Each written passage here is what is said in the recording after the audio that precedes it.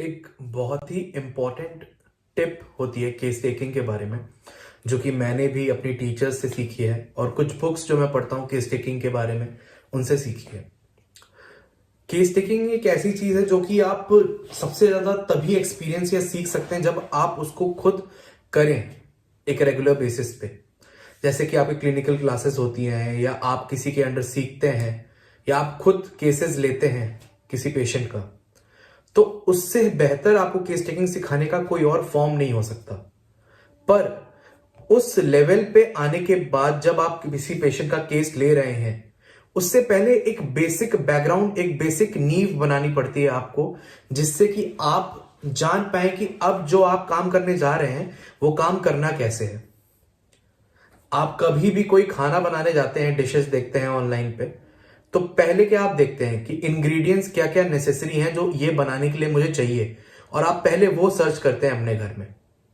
वैसे ही जब आप केस लेने जाते हैं ना, तो पहले आपको ये पता होना चाहिए कि कौन कौन सी चीजें हैं जो मुझे जरूरी है जानना, और क्या क्या चीजें हैं जिसको जानने से ही हमारी केस टेकिंग कंप्लीट होगी। और ये हमें तभी पता चलता है जब हम केस टेकिंग के अफॉरिजम्स पढ़ते हैं, जो कि है अफॉरिजम 82 से अफॉरिजम 104। पर कुछ और ऐसी बुक्स होती हैं जिनसे आपको केस टेकिंग के बारे में बहुत ही प्रिसाइज इंफॉर्मेशन मिलती है, जो कि उस पर्टिकुलर डॉक्टर ने, उस पर्टिकुलर स्टॉलवर्ट ने अपने जमाने में अपने कुछ टिप्स देखे थे कि हाँ, ये इस तरीके से अगर ये चीज देखी जाए तो ये अच्छे तरीके से समझा जा सकता है। ऐसे में कुछ बुक्स आती हैं जैसे कि आर्ट ऑफ इंटरोगेशन हो गई by doctor Pierre Smith. Doctor L M Khan sir की आती है case perceiving know thyself. अगर और ऐसी केस टेकिंग के ऊपर अगर आप सुनना चाहेंगे तो द एलिमेंट्स ऑफ होम्योपैथी करके एक बुक आती है डॉक्टर पी शंकरन की। उसमें एक पार्ट, और 2 वॉल्यूम की किताब है, उसमें मटीरिया भी है कुछ पार्ट्स में फर्स्ट वॉल्यूम में, पर उसमें एक केस टेकिंग के ऊपर एक पर्टिकुलर सेक्शन है जो कि बहुत ही ब्यूटीफुली लिखा गया है, और भी बहुत सारे स्टॉलवर्ड्स की बातें उसमें लिखी गई हैं कि वो क्या देखते थे केस टेकिंग के बारे में। अगर अभी आप नैश लीडर पढ़ते हैं तो नैश लीडर की भी एक बहुत ही खास बात होती है कि जब नैश लीडर में आप मटीरिया की कोई मेडिसिन पढ़ रहे होते हैं ना, तो बीच बीच में कुछ ऐसे ऑर्गेनॉन से रिलेटेड, फिलॉसफी से रिलेटेड टिप्स या फिलॉसफी से रिलेटेड कॉन्सेप्ट्स बताते हैं डॉक्टर नैश आपको, जो कि क्लैरिटी लाते हैं आपके दिमाग में कि अच्छा ये चीज ये होती है। फॉर एन एग्जाम्पल, कि जीनस एपिडेमिकस हम पढ़ते हैं कि हम जीनस एपिडेमिकस निकालते हैं, तो ये जो जीनस एपिडेमिकस टर्म यूज करा गया है, ज्यादातर ये कंसीव किया जाता है कि ये जीनस एपिडेमिकस हम एक मेडिसिन को कहते हैं। कि अगर मान लीजिए हमारी अभी एपिडेमिक फैला हुआ या कोई पैंडेमिक फैला हुआ है और आर्सेनिक एल्बम जैसे दवाई आई थी, या फिर कैम्फर या और भी दवाइयां जो आई थी, तो that is a particular genus epidemicus. पर हमें नैश सर बताते हैं कि ये एकदम गलत बात है। अगर आप ईबी नैश सर की किताब से, leaders of in homeopathic therapeutics से एपिस का चैप्टर पढ़ेंगे, तो उसमें बिटवीन द लाइंस आपको ये बात समझ में आएगी कि वो लिखते हैं कि genus epidemicus is actually the totality of symptom that we make for the particular endemic और the particular pandemic that we are dealing with. उसका मतलब ये नहीं होता कि आप जो मेडिसिन चूज कर रहे हैं, जो टोटलिटी आप बना रहे हैं। मान लीजिए पैंडेमिक कोविड फैला हुआ है, मैंने अपने इलाके में, अपने शहर में एक केस चेकिंग चालू करी और मैंने देखा कि मेरे पास जो लोग आ रहे हैं उसकी मैंने एक टोटलिटी बनाई, जैसे कि वो डॉक्टर हनीमन ने एक्सप्लेन किया हुआ है अफॉरिजम्स में कि आप बहुत सारे केसेस लीजिए और आप एक टोटलिटी बनाते जाइए और उसके अंदर एक पिक्चर के अंदर वो टोटलिटी को इंक्लूड करते जाइए। जब वो जो टोटलिटी आप बनाते हैं ना, उसको हम कहते हैं जीनस एपिडेमिकस, और उस टोटलिटी के बेसिस पे आप कोई रेमेडी चूज करते हैं। अब एक जीनस एपिडेमिकस जो मैंने बनाया है वो डिफर कर सकता है दूसरे डॉक्टर के बनाए हुए से, क्योंकि उसको हो सकता है कुछ ऐसे सिम्टम्स मिले हो उसी पैंडेमिक के जो मेरे पास, मेरे इलाके में वो सिम्टम्स नहीं प्रेवलेंट हो। ऑल्दो उसमें बहुत ही फाइनर डिफरेंशिएशंस हो सकते हैं, पर ऐसा होता है। बात बेसिकली मैं आपको ये बताना चाह रहा हूं कि अगर आप ईबी नैश जैसी किताबें पढ़ेंगे तब आपको ये रियलाइज होगा कि ये जो बहुत ही माइनर डिफरेंसेस होते हैं ये आप कैसे पकड़ सकते हैं, और इसके लिए बिटवीन द लाइंस रीड करना बहुत जरूरी है होम्योपैथिक किताबों को। आज जिस बारे में मैं बात करने वाला हूं वो बेसिकली होम्योपैथी की किताब नहीं है, पर क्लिनिकल मेडिसिन अगर आपको सीखनी है, डायग्नोसिस सीखनी है, अगर आपको प्रोग्नोसिस के बारे में जानना है, और अगर आपको जानना है कि कोई पेशेंट मेरे पास आ रहा है, अब ये क्या बीमारी है, तो वो एक ऐसी किताब है जिसको पढ़ने से मुझे लग सकता है कि आप लोग एक क्लैरिटी में आएंगे।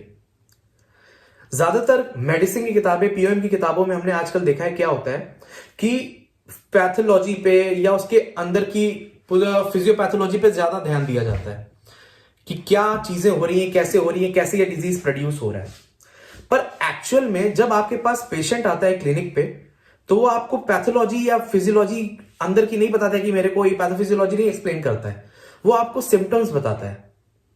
और एक क्लिनिकल मेडिसिन की किताब ऐसी है जो कि है सैविल्स क्लिनिकल मेडिसिन, ये वाली किताब।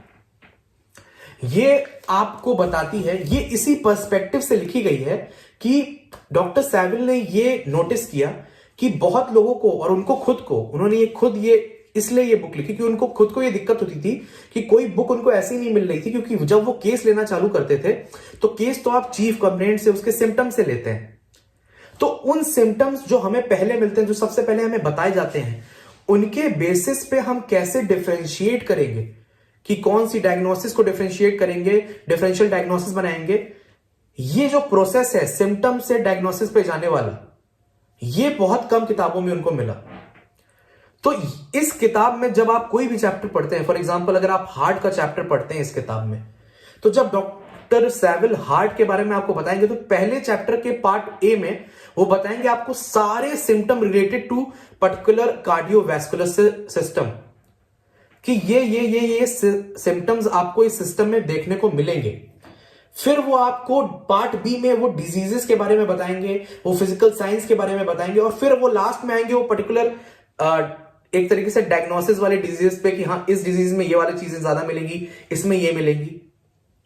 पर अगर आपके पास सबसे पहले कोई इंसान आ रहा है सिम्टम लेके, तो इस किताब को पढ़ने का फायदा यह है कि जब आप इस किताब को पढ़ते हैं और आप सिम्टम सुनते हैं ना, तो आपको रियलाइज होता है कि अच्छा ये सिम्टम, अगर ये सारे सिम्टम मिल रहे हैं तो may be this part of the body is more affected, and you search for the diagnosis with in that part of the body, और आप नैरो डाउन करते हो चीजों को।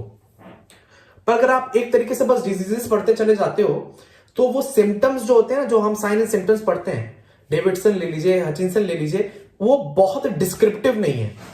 हचिंसन में आपको फिर भी मिल जाएगा, डेविडसन में उतना नहीं मिलेगा। पर क्योंकि ये क्लिनिकल मेडिसिन सैविल्स की किताब ऐसी है जो कि सिम्टम्स को प्रिडोमिनेंस देती है, उनको सबसे आगे रखती है, क्योंकि वही चीज है जो आप सबसे पहले सुनेंगे पेशेंट्स। तो आप शुरुआत से नैरो डाउन करना चालू कर देते हो एक डिजीज को कि अच्छा ऐसे ऐसे ऐसे चीजें हो रही हैं, तो may be this is the factor. अब एक तो ये आपकी डायग्नोसिस के लिए इंपॉर्टेंट है। दूसरी चीज जो ये इंपॉर्टेंट होती है वो क्या होती है कि जब आपने एक बार अपना डायग्नोसिस पक्का कर लिया ना, तब आपको अनकॉमन और कॉमन सिम्टम में डिफरेंशिएट करने में भी आसानी होती है। मान लीजिए अगर आपको पता है कि ये इस पर्टिकुलर डिजीज से सफर कर रहा है और ये पर्टिकुलर सिम्टम्स होते हैं इस डिजीज के जो कि कॉमन है, तो जब आपको होम्योपैथिक रेमेडी सेलेक्ट करनी है तो आपको वो अनकॉमन सिम्टम उठाने हैं, ना कि वो डिजीज के कॉमन सिम्टम उठाने हैं। आपको अफोरिज्म 153 याद करना है हनीमैन सर का, और उसमें से आपको देखना है कि what is uncommon, peculiar, striking in that particular case. Concomitants को सर्च करना है। इस तरीके से ही ये बुक्स आपको हेल्प करेंगी। आज मैंने ये पर्टिकुलर वीडियो बनाने का मेरा रीजन भी ये था कि एक बहुत ही ब्यूटीफुल लाइन पढ़ी मैंने क्लिनिकल मेडिसिन, शुरुआत का जो पहला चैप्टर है इसमें डॉक्टर सैविल्स की किताब का, वो एक्चुअल में केस टेकिंग के बारे में बता रहा है। और जब आप इस किताब को पढ़ेंगे ना, तो आप रियलाइज करेंगे कि our case taking that is given in Organon of Medicine is so much similar to the clinical medicine case taking that he is showing in this book. और इस किताब में वो एक लाइन लिखते हैं कि the beginner should strive after completeness rather than conciseness. ये लाइन बहुत छोटी सी है पर इसका मीनिंग बहुत डीप है, खासकर हमारे जैसे, मेरे जैसे बिगिनर्स के लिए, क्योंकि हमने भी अभी रिसेंट में ही केस टेकिंग के बारे में सीखा है और अभी अप्लाई करना चालू किया है। जिनकी 20-20 साल की, 25-25 साल की प्रैक्टिस हो रखी है, वो कंसाइसनेस के टुवर्ड स्ट्राइव कर सकते हैं। पर फॉर बिगिनर्स हम कंप्लीटनेस के टुवर्ड स्ट्राइव करना चाहिए हमें। रीजन भी, मान लीजिए आपने केस लेना स्टार्ट किया, अब आप कंसाइज बनाने के चक्कर में कि आपको यह है कि अच्छा ये एक पेक्यूलियर चीज मिल गई ना, तो आप एक लाइन में चलने लगते हैं कि वही मेडिसिन होगी या वही डायग्नोसिस होगा। नहीं, आपको पहले केस टेकिंग पूरी ही कंप्लीट फॉर्म में लेनी चाहिए, फिर किसी नोशन पे आना चाहिए कि अच्छा ये चीजें हो सकती हैं। अगर आपको केस टेकिंग लेते समय ये हो रहा है कि ये मेडिसिन हो सकती है, ये डायग्नोसिस हो सकती है, तो साइड में आप क्वेश्चन मार्क बना के वो चीज लिख सकते हैं, पर अपने केस टेकिंग का वे नहीं बदलना चाहिए अकॉर्डिंग टू दैट। ज्यादातर यही होता है, मेरे साथ भी ऐसा बहुत हुआ है कि हमें लगता है कि ये वाली मेडिसिन क्योंकि पेशेंट ने एक ऐसी चीज बोल दी, या हमें लगता है कि ये वाली डायग्नोसिस क्योंकि पेशेंट ने एक ऐसा सिम्टम बोल दिया, और हम उसकी टुवर्ड्स अपना पूरा माइंडसेट मोड़ देते हैं। पर यहां पर डॉक्टर सैविल कह रहे हैं the beginner should strive after completeness. First complete your totality, first complete your case taking, then go into the concise form. क्योंकि डॉक्टर सैविल यहां पर इसको एक्सप्लेन भी करते हैं ऐसा क्यों वो बोल रहे हैं। Only experience and a knowledge of medicine can teach us what is और इज नॉट रेलिवेंट। क्या रेलिवेंट है लेने के लिए, क्या रेलिवेंट नहीं है लेने के लिए, इसको लिए आपको दो चीजें बहुत इंपॉर्टेंट है। पहला, एक्सपीरियंस। क्या आप उतने एक्सपीरियंस्ड हैं कि आप बता पाए केस को देखते ही कि हां ये चीजें इंपॉर्टेंट है और ये चीजें नहीं है। This can only come after a bit of experience in your professional life. और दूसरी चीज जो है, deep knowledge of clinical medicine, sign and symptoms की डीप नॉलेज, पैथोलॉजी की डीप नॉलेज। इसके बाद ही आप डिसाइड कर सकते हैं कंसाइज वे में, शुरुआत में ही, कि अच्छा अब ये इंपॉर्टेंट है, ये रेलेवेंट है, ये रेलेवेंट नहीं है।